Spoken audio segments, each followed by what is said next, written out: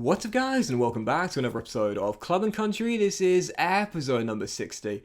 As you want to start today's off, as transfer deadline day comes around with just over $2.5 million in the budget, I decided to do nothing whatsoever and zoom through today by saying if I've sounded a little bit different in the past two episodes, I do apologise for this, but the past couple of days haven't really felt myself. Now, I'm not ill, you know, I've not got like a really sore throat or a little, or a cold or a cough or whatever.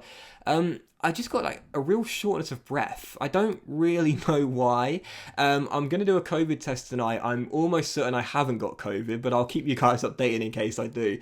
But recently, I've just had like a real shortness of breath. And when I've been doing my audio, I've been like gassed after about 5-6 minutes. So if I've sounded a little bit like, like I'm really struggling to keep going, keep the energy up. That's the reason why. I've been very fatigued, really tired. I've been sleeping loads, and I don't really know why. I'm not like physically really unwell. I don't feel like I've got like a really chesty cough or a chest infection or anything physical that I can, feel with like my coughs or my colds.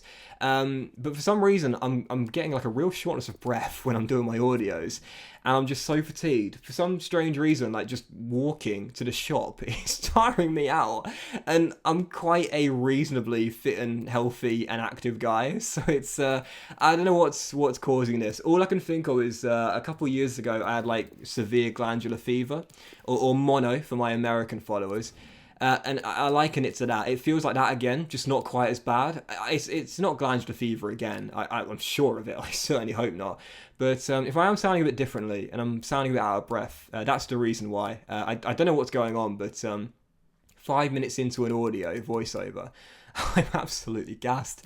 Anyway, so start today's stuff. So the scouting update and the academy update there on the back of the transfer deadline day ending. As we enter February and you see the league table, right now we're a point behind Manchester City in 4th, and we're only just clear of Arsenal and Aston Villa in 6th and 7th. No wins in our last 4 Premier League games is the reason why we've dropped out of the top 4. Having said that, there's always a silver lining to every cloud. Whilst our league form has been stuttering and we've dropped out of the Champions League races, we've had our draw for the last 16 of the FA Cup. It's the furthest round we've reached before. Last year, we had Chelsea. We were thrashed 3-0 and we went out. This year, we've got the Sky Blues, Championship side, Norwich City, and a golden chance for the first time in 5 seasons to reach the quarterfinals of the FA Cup. We'll never get a better chance than this. What a chance we've got at reaching the last 8, and you just never know if we get the luck of the draw and it continues in the last 8 if we make it through as well. Wembley, semi-finals, first time ever, there is a chance. Still, first game of today's episode, Norwich City away from home, and after no wins in our last 4 games, and the Canaries right now, who came up with us in the Championship last year via the playoffs, I thought, okay, win. We need to win this game. No wins in our last 4 in the Premier League. That's not going to keep you in the top 4. That didn't keep us in the top 4. So I said to Rabbi, bro, you're going for Ivan Toney's 40 goal a season mark. Get on the score sheet early and get us feeling good. 26th goal of the season, early on into the game. Norwich 0, Newport County 1. Thank goodness for that. The perfect start, exactly what we needed. But I'm my own worst enemy at times. 12 minutes in, trying to pass out from the back, give Norwich a goal, and it's 1-1. What was that? My defence recently has been absolutely shocking. But I've mentioned it in the past couple episodes. I know I can't defend.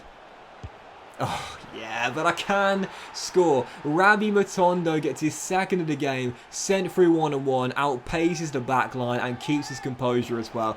And that's the mindset I need to keep on having. If I can't defend, just keep on scoring. So when I get a 1-goal lead, don't sit on it, go for more. We're led by 1 2 times in the game, and then 28 minutes in, Lloyd smacks one against the post. We're still in front by 1, and I just kept on coming.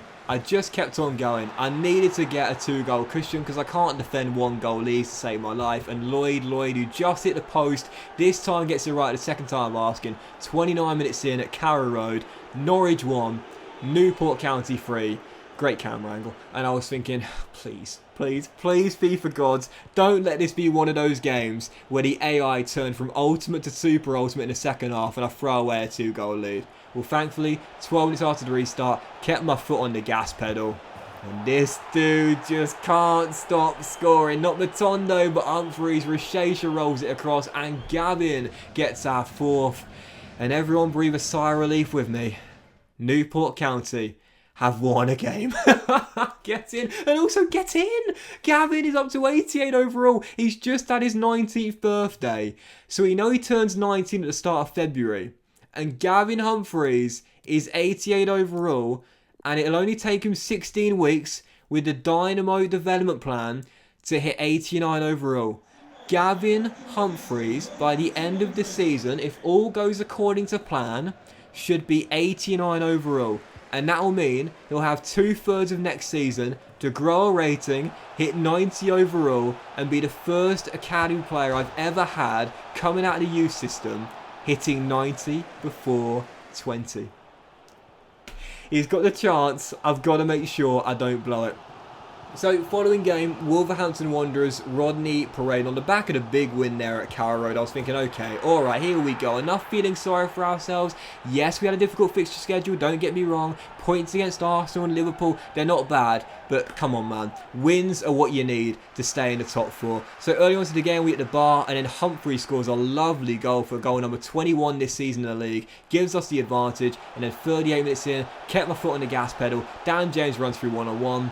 And how on earth did I miss the target there? Golden chance missed, it's still 1-0. And again, I thought, you know what? I can't defend 1-goal leads. I've got to keep on pushing. I've got to get that second goal. And in the second half, another golden chance goes begging. Humphreys denied. It's still 1-0. And I knew for a fact I wouldn't be able to hold on to this 1-goal lead. So till the final whistle, with Wolves pushing bodies forward, I thought I can hit them on the counter. I've got pace. Sit back, dig deep, then go on the break. And with 2 minutes to go, oh, see you later, Jason Denayer. Dan James gives the Belgian the ball roll, beats him with ease, and the former Leeds forward makes it 2 and clinches the points. Back-to-back wins for the first time in the calendar year for Newport County, and exactly what we needed. Gavin and Dan with the goals. 2-0 the final score, and come on, here we go. This is what we need, man. This is what we need. I always talk about the importance of form in FIFA career, and if you're not in good form, it takes a while to get back in it. You can't afford a really bad patch, especially in a competitive division like the Premier League. Otherwise,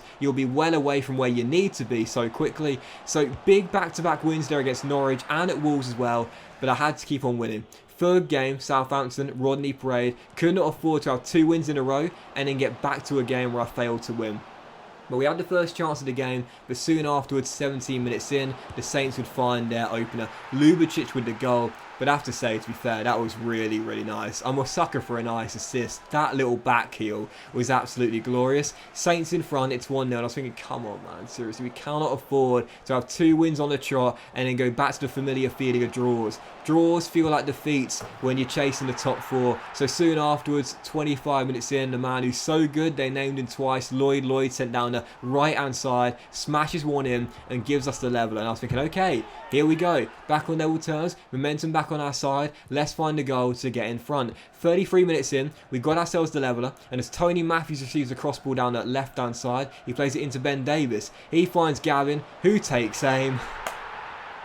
And I cannot wait for the day this guy hits 90 overall, because he deserves it. If any of my youth players are going to hit 90 before 20, Gavin Humphreys is the guy. Great camera angle. He is just the leader of this team as a teenage talent, and he is the best teenager in world football. He gives us the lead, we get ourselves in front, but 51 minutes in, oh, I was so frustrated here. I was literally fuming. We were on a break, Gavin had the chance to get sent through 1-on-1, and the referee pulled back play. Ref, I know he's my centre half, but let me carry on, please. It's not concussion, he's holding his leg, please, ref. I was absolutely fuming at that moment there. Joe Rodden forced off on the stretcher. I knew it was bad. I knew it was going to be a several-month injury. And then a few minutes later, the Saints come forward and Haller smacks it in. And that really was like insult to injury. I was so frustrated there because the referee shouldn't have stopped play. There was no need to. We had possession. We're on the break. We were about to run through 1-on-1 and possibly get a third goal, and then the ref stops play. That should never have happened, and I was so frustrated that soon afterwards the Saints found a goal to get back on level terms, and whilst I pushed and I pressed and I huffed and I puffed, I couldn't find a goal to restore our lead.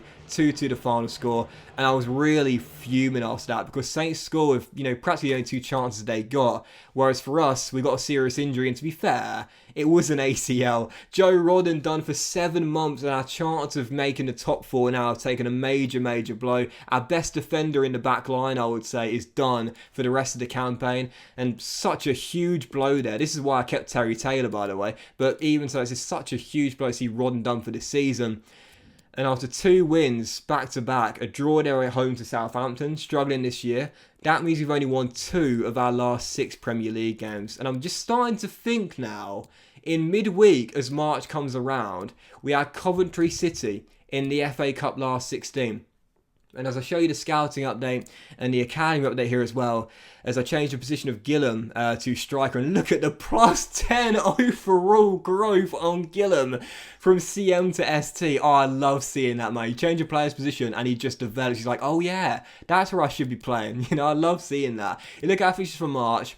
Aston Villa and Leicester away, and then the Baggies at home. They're winnable, with Coventry City on Wednesday night, down the bottom end of the Championship in 18th place right now.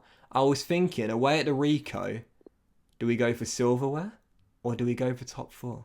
Because we've got a golden chance this year of not just reaching the quarterfinals, not just reaching Wembley, with the teams remaining in the FA Cup. There's a golden chance we could maybe go all the way. So what do we prioritise? If we can't do both, what would we go for? Is it one season too early to be targeting Champions League football? Do we go for the Silverware? Because away at the Rico, in a poor game on Wednesday night, we scored the only goal of the game through Gavin, who's been on fire all season long.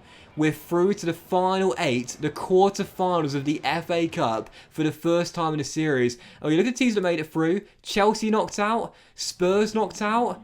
I was thinking, if we get a lucky draw here, there's a genuine shot at Wembley and a genuine shot at Silverware. If we can't do both, and evidently our Premier League form's been stuttering, only 2 wins in 6, what do we prioritise? We're clinging on to the top 4 in 4th. We're only a point clear of Man City. But in the FA Cup quarter-finals, we've got Brighton away from home, and a golden chance to reach Wembley as we avoid Arsenal and both Manchester teams who face each other.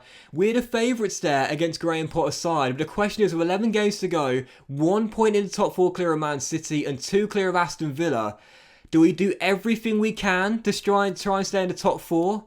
Or do we go for Silverware? Silverware or top 4? That's the big question. But that will it is to see you guys. Massive thank you for watching. Hope you enjoyed. If you have, please drop a like. Much love to you all. Have a fantastic day. And I'll see you for the next episode of Club and Country. Hopefully I won't be as breathless very soon.